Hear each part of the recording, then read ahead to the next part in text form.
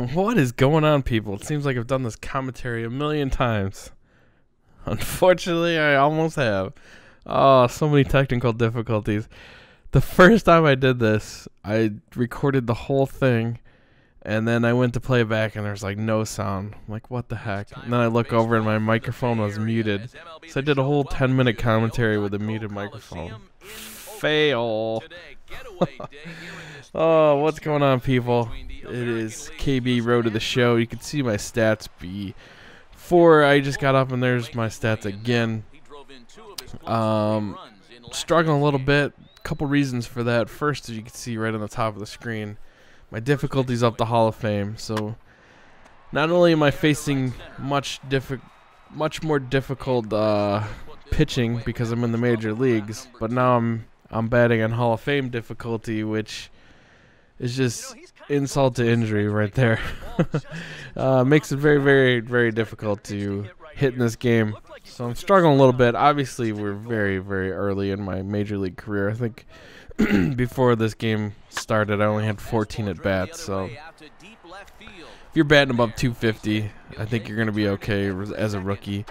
Obviously, there's an adjustment period when you get moved up to the major leagues to get used to, obviously, the lineup changes, the pitching, the speed of players, the defense, all that kind of stuff is so much different when you go from minor leagues to the pros. It's a huge difference. Not only that, but I only got to spend half a season in the minor leagues. That's really where you gain all of your training points. That's really where you improve your guy dramatically.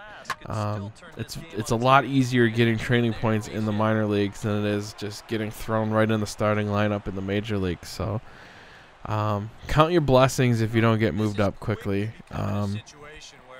Obviously there's pros and cons to getting moved up and to stay in the minor leagues.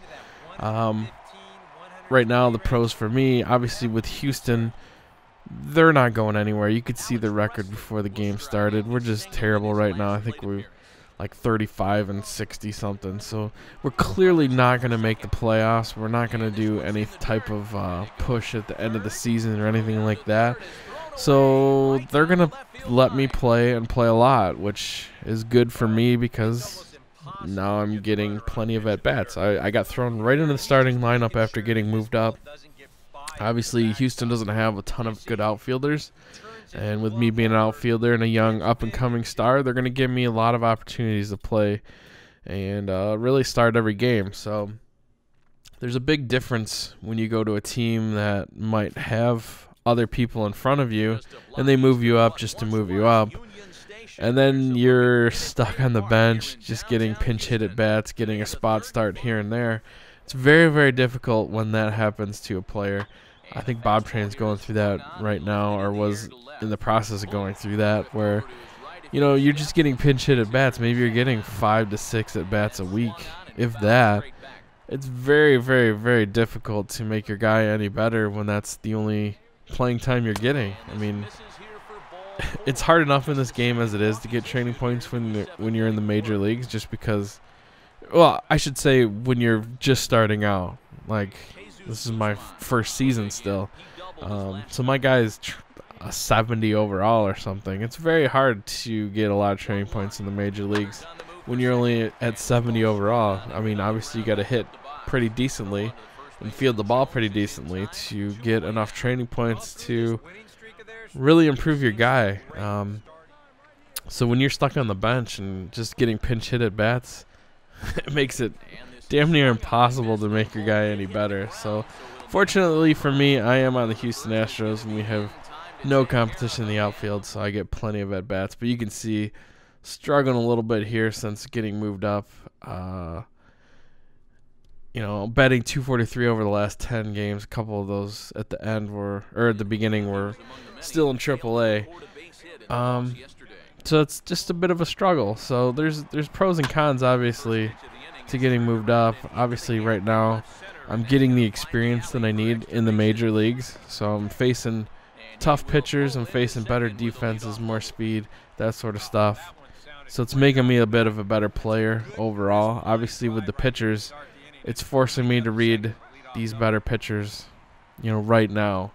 So that's a pro. Obviously, the con is, even if I read the pitch correctly, I don't have enough attribute points to really do much with it. There's a lot of times where I'll swing and miss through pitches that I know are good pitches to hit, because I just don't have the vision and contact up enough. And there's times where, hit it good, but just not far enough to get a home run because my power's not up. So there's definitely some pros and cons to getting moved up. A lot of people ask to get moved up so quickly, but it's really all based on what team you're on. If you're on a team that has a bunch of all-stars in front of you, or let's say you're an outfielder and your team's just stacked full of outfielders like the Dodgers, you're not going to get moved up anytime soon, which can be a blessing because you can just sit in AA or sit in AAA for a season or a season and a half, maybe 2 seasons. Your guy's going to be amazing when he gets to the pros. I'm 70 overall when I got to the pros. You could be 85 when you get to the pros and making a huge impact right when you get there, unlike me missing routine fly balls like this guy. So there's definitely reasons to stay in the minor leagues, and quite honestly, I wish my guy would have at least spent 1 full season down in the minor leagues. But being on Houston, you don't really have to do much and you're going to get moved up just because there's no one in the outfield. It's a freaking ghost town out there. So we'll see what happens. Obviously Houston's not a great team. We're like so many games out of first place. We're never going to make the playoffs. Look at that.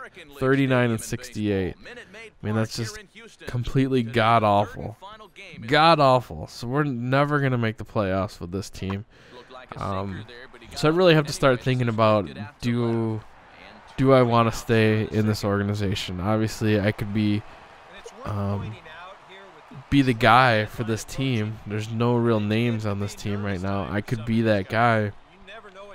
But do I really want to sit here and hope that the organization does some stuff, maybe spend some money in the offseason, get some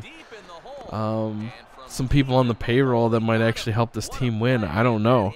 We're going to have to see in the offseason. Obviously, we're well past the trade deadline. We're just after All-Star break now, or past All-Star break, so there's no chance of me getting moved anywhere right now. But I really just need to start thinking about this offseason. What do I want to do? And it's really going to come down to, what does Houston do? Do we spend money or do we not spend money? Do we try to make the team better, or do we still try to just, get by and run a team? It's all going to depend on what the offseason holds, if I'm going to stay on this team or not, because clearly I like the team in the sense that I like the stadium a lot. I think it's a great stadium, but it's not made for power, because if you hit anything to center field, it's not going anywhere. But I like the team because there's really no superstars on it, so I can shine. I could be the all-star of this team. So part of that is driving me to stay, but at the same time, the losing gets old, so we'll just have to see how it goes. Also, check out the UFC video I posted out yesterday. I've been playing that quite a bit. It's fun, really fun game. Hopefully you guys enjoy that. And we'll be live streaming MLB KB Road to the Show tonight on my Twitch. Hope to see you there. Peace. Hey, let it rip one time. Need you right here. Oh, not fooled one bit by the changeup as he smokes this one to deep left field. And that one will not be coming back. A home run.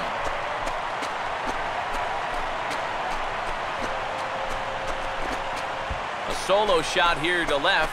And the Astros have pulled back even now with 1 run apiece.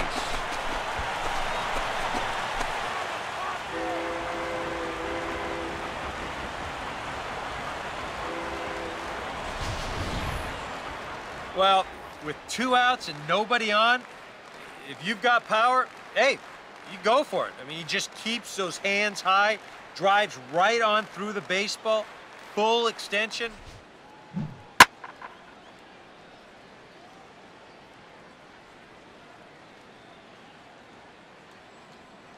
Here we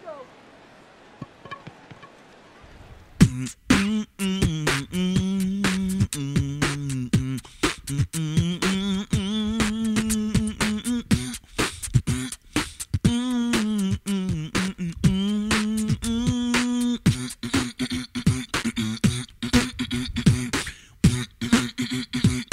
Baefed, womp womp.